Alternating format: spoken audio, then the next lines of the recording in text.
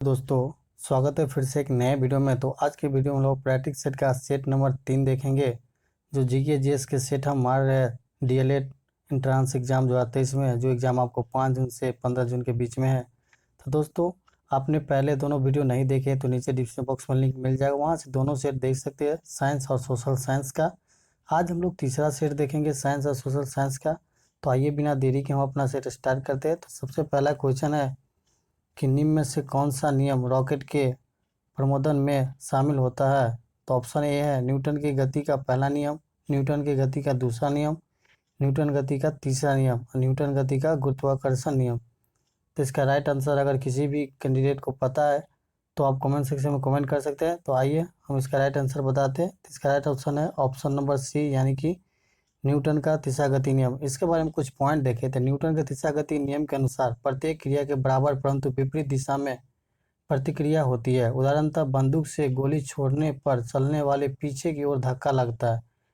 दूसरा एग्जाम्पल, जैसे नाव के किनारा पर कूदने पर नाव पीछे की ओर हट जाता है। रॉकेट से उड़ाने में न्यूटन के प्रथम नियम में बल की परिभाषा प्राप्त होती है, जबकि द्वितीय नियम में बल का सूत्र प्राप्त होती है। तो यहाँ से न्यूटन के तीनों नियम आपको पता चल गया होगा।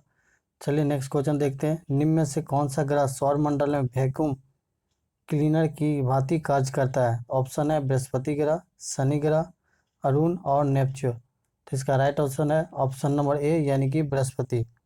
तो ऑप्शन ए इसका राइट है। इसके बारे में कुछ पॉइंट जाने। तो बृहस्पति ग्रह सूर्य से पाँचवा ग्रह है तथा हमारे सौर मंडल के सबसे बड़ा ग्रह। इस ग्रह को सबसे अधिक उपग्रह है। तो नेक्स्ट क्वेश्चन की ओर बढ़े। तो नेक्स्ट क्वेश्चन, यदि वायुमंडल में दाब के पारे को 76 डिग्री सेंटीमीटर से कम हो तो पानी का खाली स्थान घनत्व पर क्या उपयोग होगा। इसका ऑप्शन है 100 डिग्री से कम, 100 डिग्री से ज़्यादा, 100 डिग्री पर और 0 डिग्री पर। इसका राइट ऑप्शन है ऑप्शन नंबर ए, यानी कि 100 डिग्री से कम पर। यानी कि वायुमंडल के दाब कम होने से पानी का क्वथनांक भी कम हो जाता है। नेक्स्ट क्वेश्चन है कि सूर्य और तारे को ऊर्जा का सक्षम यानी कि प्रमुख स्रोत क्या है। सूर्य और तारे को ऊर्जा का प्रमुख स्रोत, इसका ऑप्शन है नाभिकीय विखंडन, दूसरा है नाभिकीय संलयन, ऑप्शन सी है परमाणुीय टक्कर, ऑप्शन डी है प्लाज्मा का निर्माण। तो इसका राइट ऑप्शन है ऑप्शन नंबर बी, यानी कि नाभिकीय संलयन। इसके बारे में कुछ पॉइंट देखे थे। नाभिकीय संलयन छोटे नाभिकीय संयुक्त से होकर एक भारी नाभिक बनाते हैं। वह अत्यधिक ऊर्जा विमुक्त करते हैं। तो इस अभिक्रिया को नाभिकीय संलयन कहते हैं। हाइड्रोजन बम, सूर्य एवं तारा परमाणु से प्राप्त ये सारे ही नाभिकीय संलयन से ही परमाणु को ऊर्जा लेते हैं। नेक्स्ट क्वेश्चन की ओर बढ़े। तो नेक्स्ट क्वेश्चन है कि पेयजल में निम्न में से किसका अधिकतम कारण ब्लू बेबी सिंड्रोम होता है। तो ऑप्शन है सल्फाइड, क्रोमियम, पारा, नाइट्रेट। तो इसका राइट ऑप्शन है ऑप्शन नंबर डी, यानी कि नाइट्रेट। इसके बारे में कुछ पॉइंट जाने। तो ब्लू बेबी सिंड्रोम रोग बच्चों को प्रभावित होने से की संभावना तब होती है जब जल में नाइट्रेट की मात्रा 10 ppm से अधिक होती है। यह नाइट्रेट हीमोग्लोबिन से क्रिया करके इसकी ऑक्सीजन परिवहन की क्षमता को कम कर देती है, जिससे शोषण की क्रिया सुचारू रूप से संपादित नहीं हो पाती है। नेक्स्ट क्वेश्चन की ओर बढ़े। तो नेक्स्ट निम्न में से किस गैस को मास गैस के नाम से जाना जाता है। ऑप्शन है CH4, LPG, CNG या प्रोड्यूसर गैस। तो इसका right option option number A, यानी कि CH4। इसके बारे में कुछ पॉइंट जाने। यानी कि मीथेन, CH4 को मीथेन कहते हैं, जो दलदली क्षेत्रों में पाया जाता है, जिसके कारण मास गैस कहते हैं। यह कोयले की खानों में भी पाया जाता है। खदानों से होने वाले विस्फोट में हवा के साथ मीथेन की संपर्क होती है। बायोगैस में मुख्यतः मीथेन होती है। इसका प्रयोग ईंधन के रूप में किया जाता है। नेक्स्ट क्वेश्चन हमारी कि वास्तविक वस्तु का वास्तविक प्रतिबिंब इनमें से कौन सा बना सकता है। तो ऑप्शन है समतल दर्पण, अवतल दर्पण, उत्तल दर्पण और अवतल लेंस। तो इसका राइट आंसर होगा ऑप्शन नंबर बी, यानी कि अवतल दर्पण। इसके बारे में पॉइंट जा रहे तो अवतल दर्पण प्रतिबिंब उल्टा वास्तविक बड़ा बनाता है। इसका प्रयोग गाड़ी के हेडलाइट, सर्चलाइट में सोलर कुकर, दाढ़ी बनाने वाले तले आँख कान नाक के डॉक्टर इस्तेमाल करते हैं। नेक्स्ट क्वेश्चन है कॉटन जीन का आविष्कार किसने किया था। तो ऑप्शन है जेलो टूल, टेडिनियल, एली हाइट्रेनी या जेमैक्स का। तो इसका right option option number C, यानी कि एली हाइट्रेनी, यानी कि 1993 सॉरी दोस्तों, 1793 ईस्वी में अमेरिका का एलिन हाइटरिन ने कॉटन जिन का आविष्कार किया था। यह एक मशीन है जिसका कपास धागों के बीचों से अलग होती है।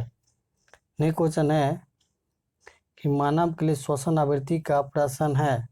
ऑप्शन है बी 200 लेके 20 हर्ट्ज तक, ऑप्शन बी 20 से लेके 200 हर्ट्ज तक, ऑप्शन सी है 200 से लेके 2000 हर्ट्ज तक, ऑप्शन डी है 220 से लेके 20,000 हर्ट्ज तक। इसका right answer option number D, यानी कि ध्वनि तरंग अनुदैर्ध्य आंतरिक तरंगों का होता है। जो अश्व तरंग की आवृत्ति 20 हर्ट्ज से लेके नीचे होता है। पार्श्व ध्वनि की तरंग 20 से 20,000 हर्ट्ज के बीच में होता है। अपार्श्व तरंग को 20,000 से ऊपर होता है। नेक्स्ट क्वेश्चन है, जीव विज्ञान के पिता कौन कहलाते हैं? ऑप्शन है अरस्तु, हिम्सले, लेनमार्क, थियोफेस्टर। ऑप्शन ए इसका राइट आंसर अरस्तु। एंड अरस्तु है जो जीव विज्ञान की पिता यानी कि जनक कहा जाता है। नेक्स्ट क्वेश्चन है हमारा, निम्न में से कौन सा एक कूट फल है, यानी कि एक झूठा फल जिसको कहते हैं? तो ऑप्शन है पोम, ड्रूप, सिलेप्सा और पीपो।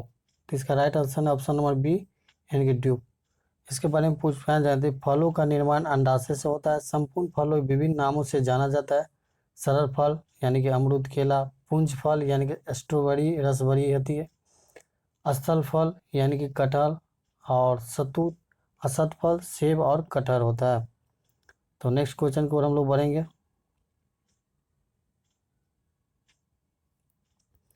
नेक्स्ट क्वेश्चन है, कीट भक्षी पादप का उदाहरण है। तो ऑप्शन है कैटेरिज, नेप्थोसिस, लोथेस, जूनिपेरस।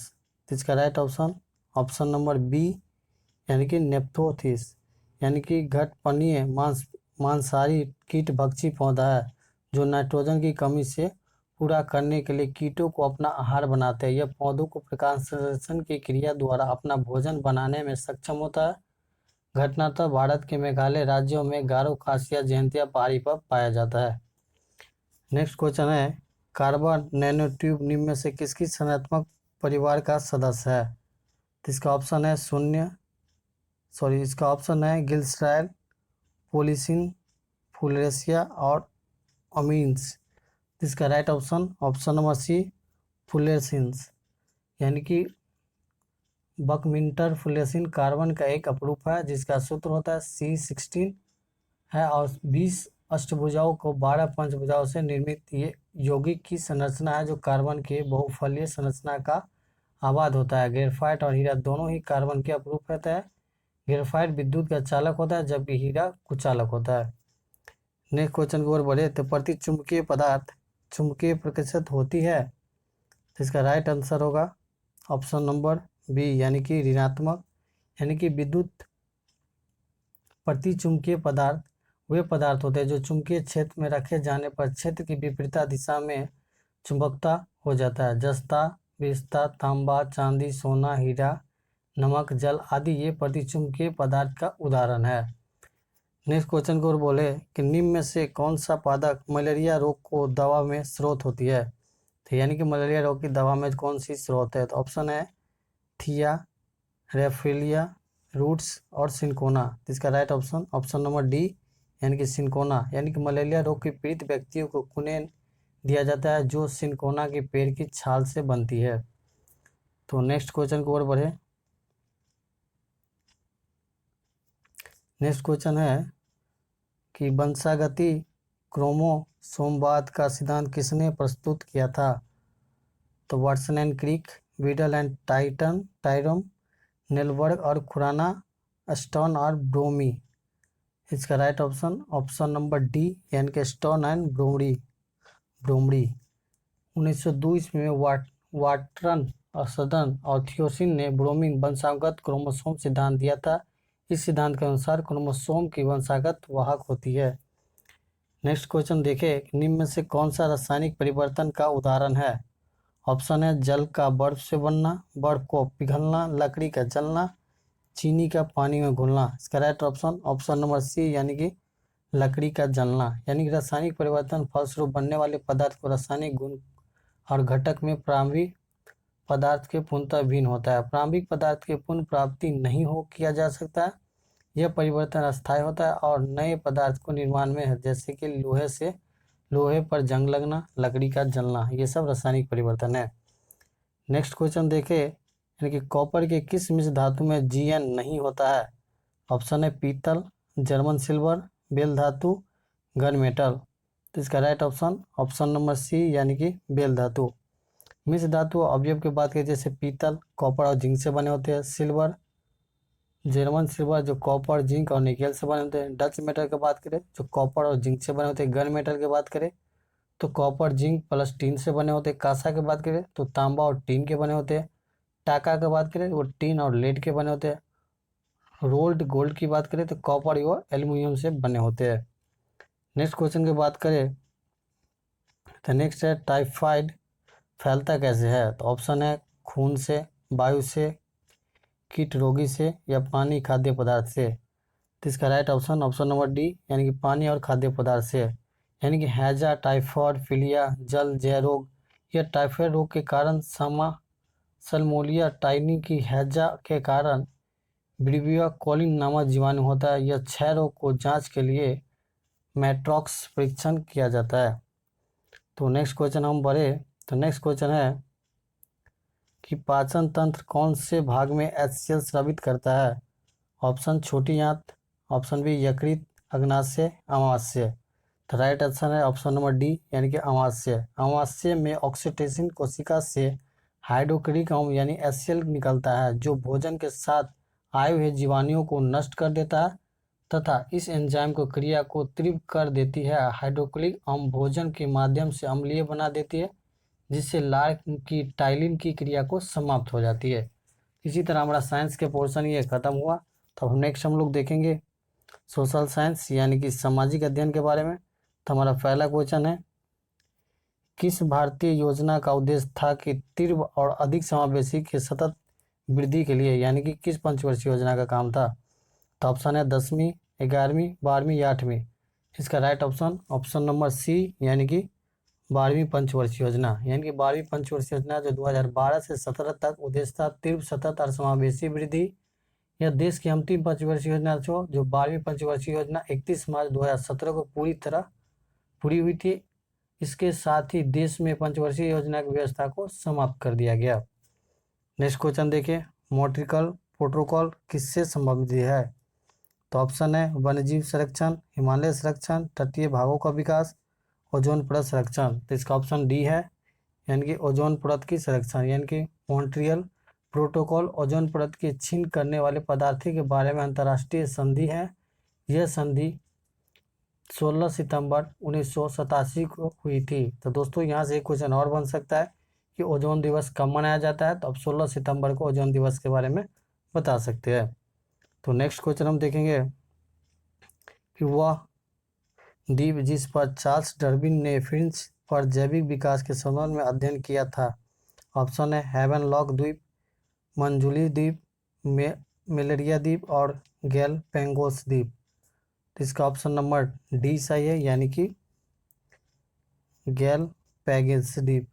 यानी कि जैविक विकास संबंध में डार्विनवाद ने संविधान सर्वाधिक प्रसिद्ध है। डार्विन ने पूरा वेश महत्व को अनावेश कहा था। चार्ल्स डार्विन ने 1831 ईस्वी में बिंगल नामक विश्व संरक्षण जहाज पर पूरी विश्व का भ्रमण किया और गैलपैगोस द्वीप पर डार्विन की फिंच पर जैविक विकास संबंध में अध्ययन किया था। तो नेक्स्ट क्वेश्चन है निम्नलिखित क्षेत्र में से किसे बुशमैन पाया जाता है? तो ऑप्शन है सहारा मरुस्थल, कालाहारी मरुस्थल, गोबी मरुस्थल, थार मरुस्थल। तो ऑप्शन डी है कालाहारी मरुस्थल। यानी कि दक्षिण अफ्रीका का कालाहारी मरुस्थल बुशमैन का निवास स्थान है। बुशमैन जनजाति का मुख्य अभ्यास शिकार और जंगली वनस्पतियों और सागरों का करना है, जो दीमक के बुशमैन का चावल कहा जाता है। ये लोग सर्वभक्षी होते हैं। नेक्स्ट क्वेश्चन देखेंगे, न्यायमूर्ति पूछी आयोग किससे संबंधित है? ऑप्शन है शहरी शासन, केंद्र राज्य संबंध, जिला प्रशासन और चुनाव सुधार। तो ऑप्शन इसका बी सही है केंद्र राज्य संबंध। यानी कि अप्रैल 2007 में केंद्र राज्य संबंधों का समीक्षा कार्य का सुझाव देने के लिए केंद्र सरकार ने सर्वोच्च न्यायालय को सेनावृत्ति का मुख्य न्यायाधीश मदन मोहन पुष्प की अध्यक्षता में यह आयोग का गठन किया था। तो नेक्स्ट क्वेश्चन है हमारा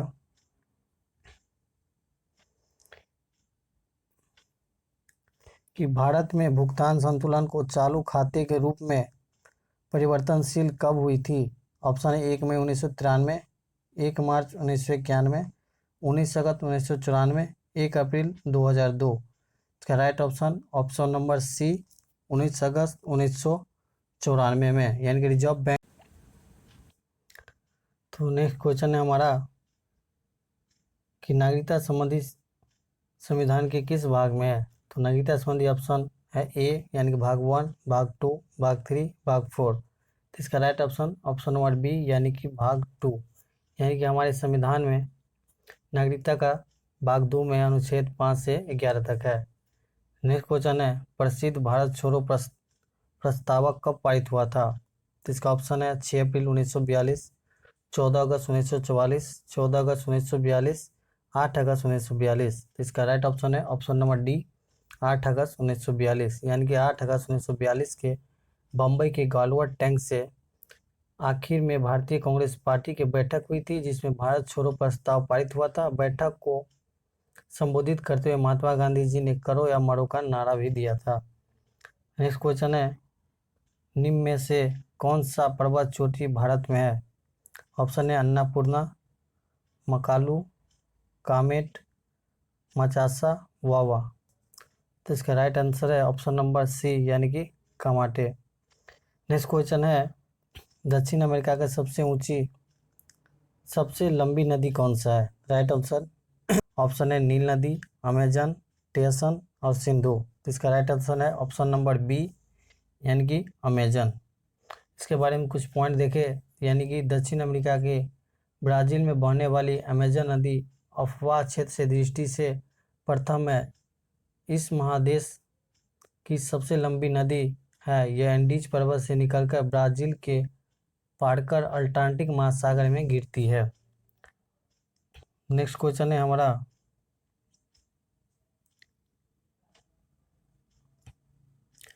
कि अकबर ने 1964 ईस्वी में चित्तौड़ पर आक्रमण के समय वहां के शासक कौन थे। तो ऑप्शन ए अमर सिंह, महाराणा प्रताप, उदय सिंह, उदय सिंह और राणा सांगा। राइट ऑप्शन नंबर सी, उदय सिंह। इनके उदय सिंह द्वितीय जो 1540 से 1572 ईस्वी तक मेवाड़ के महाराजा थे। इसकी राजधानी चित्तौड़ थी। वे राणा सांगा के चौथे पुत्र थे। विख्यात शासक महाराणा प्रताप सिंह के इनके पुत्र थे। नेक्स्ट है किस समिति ने भारत में संविधान को मूल कर्तव्यों में शामिल करने की सिफारिश की थी। ऑप्शन है स्वर्ण सिंह समिति, राजेंद्र सचन समिति, रंगराजन समिति, एच देवराज समिति। राइट आंसर है ऑप्शन नंबर ए, स्वर्ण सिंह समिति। जो 1976 में गठित स्वर्ण सिंह समिति ने संविधान में नागरिकता के मूल कर्तव्यों को शामिल करने के लिए अनुशासन के 42वें संविधान संशोधन द्वारा भाग 4 के ए में अनुच्छेद 51 ए में 10 मूल कर्तव्यों को शामिल किया था। नेक्स्ट क्वेश्चन है हमारा कि कथा सारित सागर के लेखक कौन है। ऑप्शन है क्षेमंद्र, सोमदेव, विख्यादत्त, धर्मपाल। तो राइट ऑप्शन नंबर बी, यानी कि सोमदेव।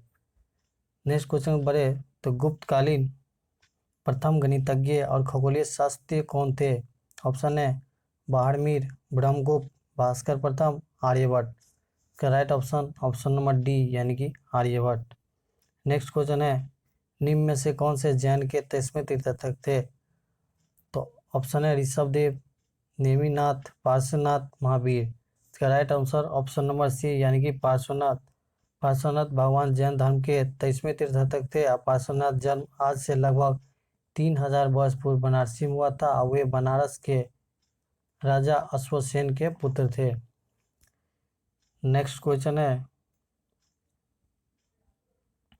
कि निम्न में से किसने हिंदी भाषा को भारत का राष्ट्रीय भाषा के रूप में स्वीकृत और पहली बार स्वराज शब्द का प्रयोग किया था।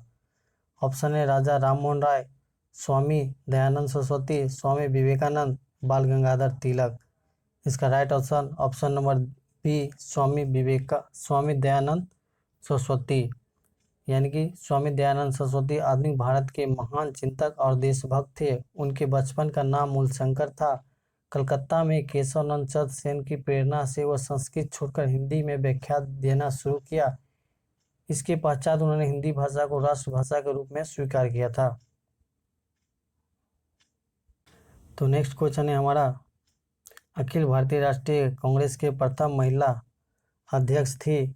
ऑप्शन है विजयलक्ष्मी पंडित, कस्तूरबा गांधी, सरोजिनी नायडू, अरुणा आसफ अली।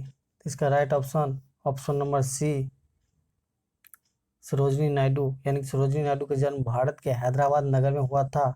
अपनी लोकप्रियता और प्रतिभा के कारण 1925 ईस्वी में कानपुर में हुए कांग्रेस अधिवेशन के प्रथम महिला कांग्रेस के अध्यक्ष भी बने थे। नेक्स्ट क्वेश्चन है, रविन्द्रनाथ टैगोर को सर की उपाधि क्यों लौटा दी? तो इसका ऑप्शन है गांधी की रिहाई के लिए, जलियांवाला हत्याकांड के विरोध में, खिलाफत आंदोलन के कारण, असहयोग आंदोलन के कारण। इसका right option option number B, यानी कि जलियांवाला हत्याकांड के विरुद्ध में, यानी कि रविन्द्रनाथ टैगोर ने जलियांवाला हत्याकांड में पंजाब से प्राप्त अमृतसर के स्वर्ण सिंह के निकट जलियांवाला में 13 अप्रैल 1919 को जो घटना हुआ, उसी के कारण वो रविन्द्रनाथ टैगोर ने सर की उपाधि वापस कर दी। नेक्स्ट क्वेश्चन है हमारा, 1937 में कांग्रेस के मंत्रिमंडल कितने प्रांतों में बने? तो ऑप्शन है 6, 7, 8, 9। इसका right option option number C, यानी कि 8। नेक्स्ट क्वेश्चन है हमारा, निम्नलिखित राज्यों में से उस युग को चुनिए जो लोकसभा में सबसे ज़्यादा प्रतिनिधि भेजते हैं। तो ऑप्शन जिस हिसाब से उस हिसाब से आप चुन सकते हैं, जैसे अरुणाचल प्रदेश, आंध्र प्रदेश, गोवा, अरुणाचल प्रदेश, बिहार, गोवा, गुजरात, गोवा, छत्तीसगढ़, बिहार, आंध्र प्रदेश, राजस्थान। इसका right option option number D होगा, यानी कि बिहार का 40 है, आंध्र प्रदेश का 25 है, और राजस्थान का भी 25 है। इस हिसाब से लगा सकते हैं इंक्रीज, यानी कि बढ़ते क्रम में। तो इसी तरह आज का ये सेट खत्म हुआ, यानी कि सेट नंबर 3 खत्म हो गया। सेट नंबर 3 था ये, इससे पहले 2 सेट आ चुका है, तो नीचे डिस्क्रिप्शन बॉक्स में लिंक मिल जाएगा, वो देख सकते हैं। दोस्तों कल के एक क्वेश्चन गलत हो गया तो उसको आप सही कर लेंगे। क्वेश्चन नंबर 85 था कि संसद के कितने सदन होते हैं? तो संसद के 2 सदन होते हैं, और संसद के अंक पूछे तो वहाँ 3 दीजिए, तो वहाँ मैंने कल 3 अंक बता दिए थे। संसद के अंक पूछे तो 3 सदन कितने होते हैं? 2, यानी कि लोकसभा और राज्यसभा। तो आपको पहले 2 सेट मिल चुका होगा, ये तीसरी सेट थी। किसी भी क्वेश्चन में कोई कंफ्यूजन हो तो कमेंट सेक्शन में कमेंट कर सकते हैं। आप चाहते हैं कि नेक्स्ट सेट में अगर हम हिंदी को भी शामिल करें तो कमेंट सेक्शन में कमेंट जरूर करिएगा। बाकी ये वीडियो कैसा लगा है कमेंट सेक्शन में ज़रूर बताइएगा। वीडियो पसंद आए तो लाइक शेयर जरूर करिएगा, और हमारे चैनल पर नए होंगे तो चैनल को प्लीज़ सब्सक्राइब करके साथ में बेल आइकन प्रेस करिए। तो मिलते हैं नेक्स्ट सेट में न्यू अपडेट के साथ। धन्यवाद, जय हिंद।